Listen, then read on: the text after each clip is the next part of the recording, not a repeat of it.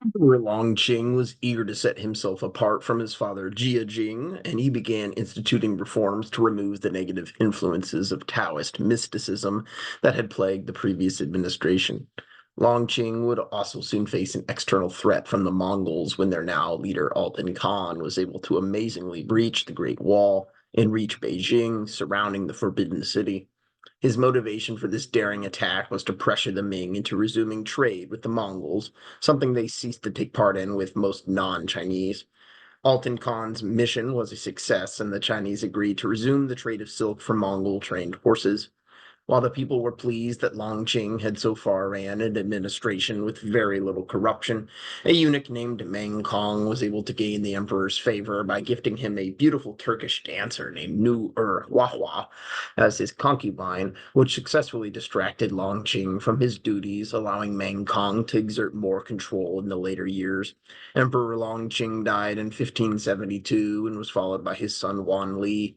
Since Wan Li was only 9 years old at the time, the capable statesman Zhang Zhuzhang was appointed as his regent.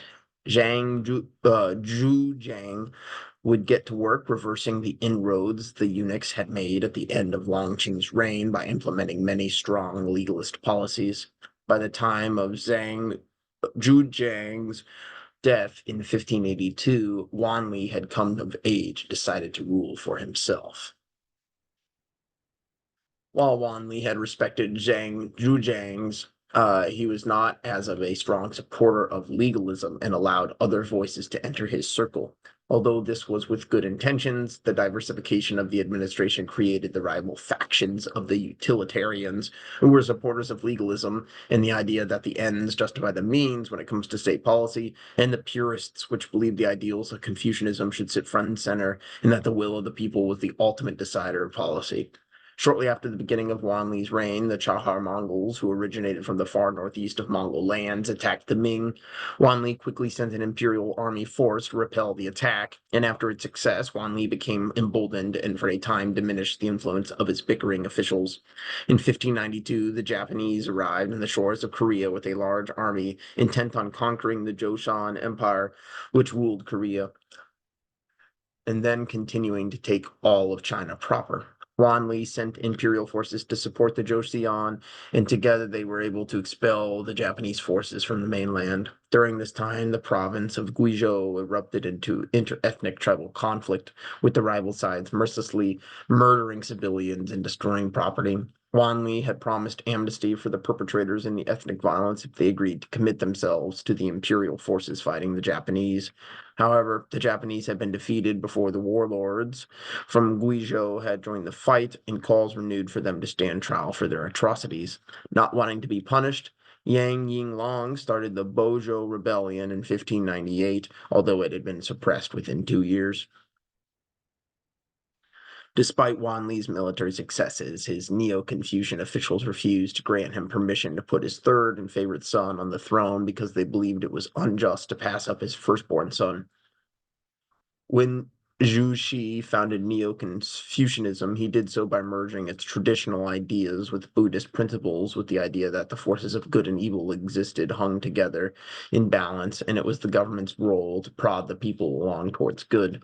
The Neo-Confucianists in Wan Li's administration believed in a new vein of the ideology known as the Donglin movement, led by philosopher Wang Yangming, which instead believed that all people had an inherent understanding of good and evil, and thus the government only had to encourage and not dictate behavior.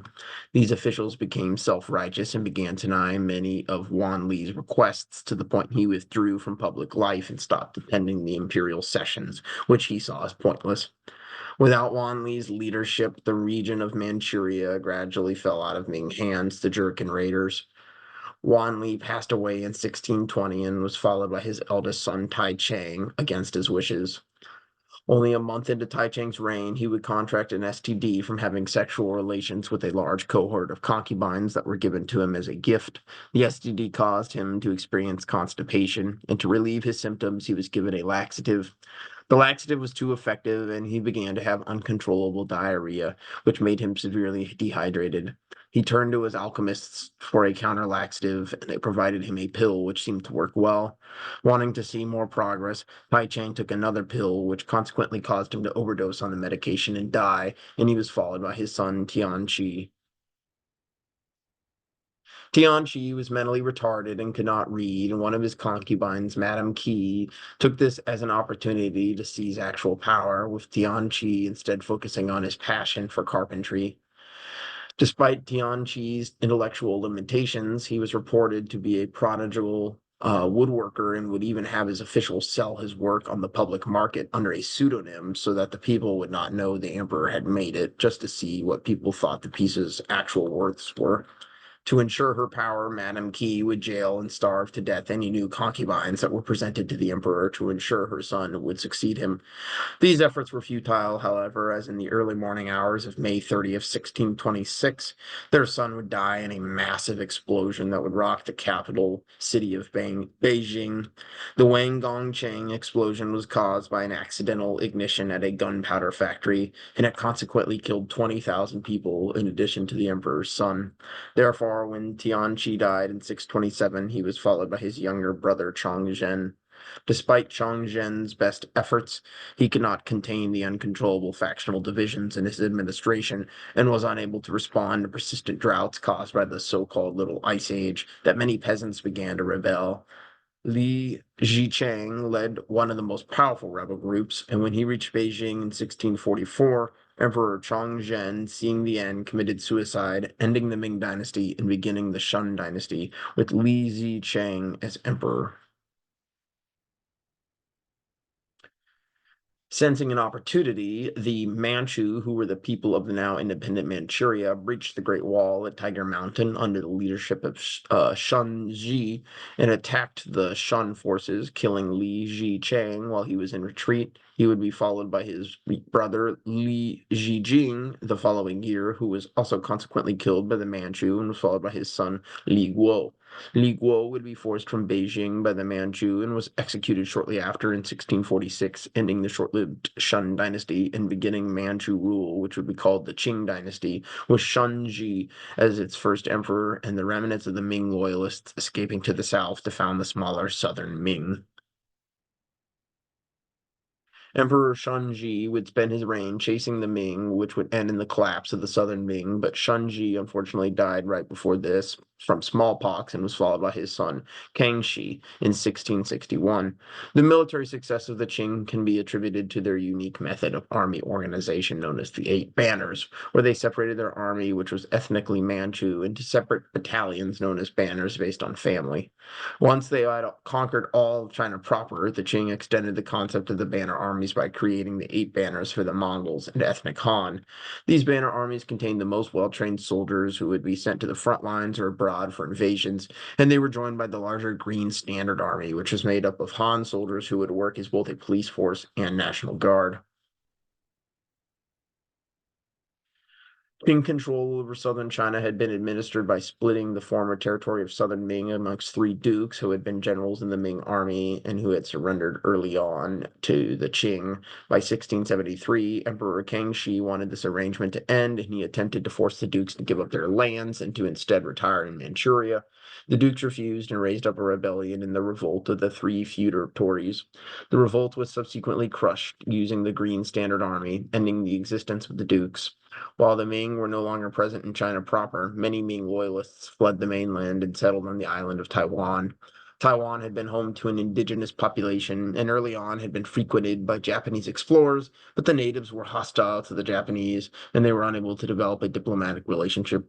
Later, the Dutch arrived on the southern tip of the island, suppressing the locals and establishing Fort Zeelandia.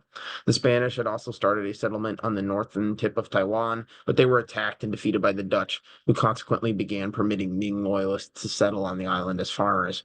One of these loyalists, named Ko Shinga, decided to raise up an army and expel the Dutch from Taiwan, proclaiming the start of the Kingdom of Tungning.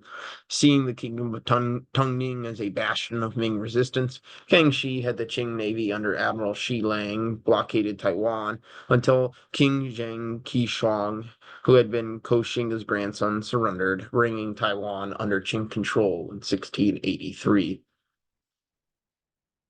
After many years of small skirmishes, the Qing and Russian Empire formally drew the border between Russia and China in 1685. Around this time, the Chahar Mongols in eastern Mongolia, who had taken power while the Jurchens were distracted conquering Manchuria, had been defeated and absorbed into the Qing Empire, becoming the Khalkha Mongols, while the Oirats in western Mongolia retained their independence, creating the two separate entities of Inner and Outer Mongolia. Although not officially subjects, the Khalkha were allied with the Qing and would pay an annual tribute, and who practiced Buddhism. The Oirats would extend their influence into Central Asia, founding the Dzungar Khanate and beginning to call themselves the Dzungars. The Dzungars controlled the area known as Xinjiang and aimed to conquer all of Mongolia, and in 1687 attacked the Khalkha, who appealed to their Qing ally for support, beginning the Dzungar-Qing Wars. Like the Khalkha, the Dzungars were Buddhists, but disagreed on the details of this practice. The Qing Khalkha forces were able to defeat and expel the Dzungars from Outer Mongolia by 1697 during the First War, which was then consequently absorbed into the Qing Empire. This win was despite the Dzungar's effective deployment of Zambaraks, which were battle camels which had been mounted with a cannon.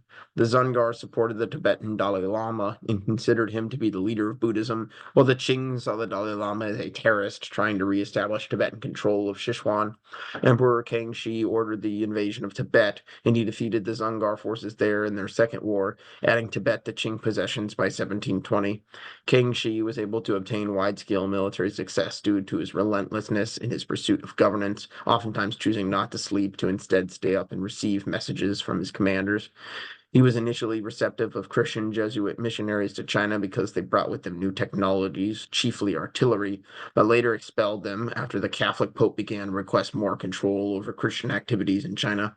Emperor Kangxi died in 1722 and was followed by his son Yang Zhang. Sensing an opportunity, the Dzungars launched attacks from Qinghai province on the Qing, forcing Yongzheng to invade and conquer Qinghai the following year.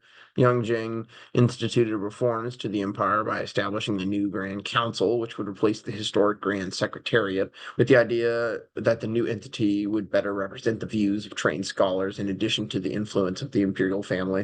In 1735, while reading through imperial documents, Emperor Yongzheng slumped over and died from consuming a deadly immortality elixir, being followed by his son Qianlong.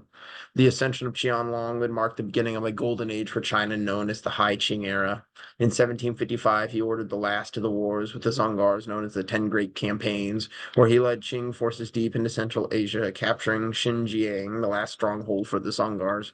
The Uyghur Turks, who had traditionally inhabited Xinjiang, had been oppressed by the Mongol Dzungars, and therefore they assisted the Qing in defeating them and were complicit in the ensuing genocide of the Dzungar people.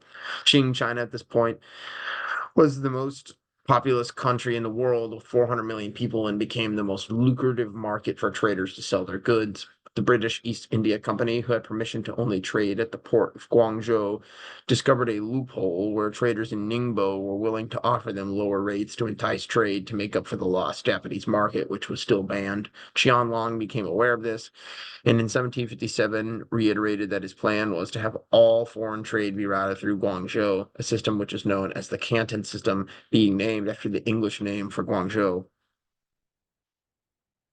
The two main aspects of the Canton system were the use of cohongs, which were a limited number of Chinese traders operating in and around Guangzhou, who were given permission to operate an imperial monopoly on behalf of the emperor. Any foreign trade was required to be facilitated by a licensed cohong.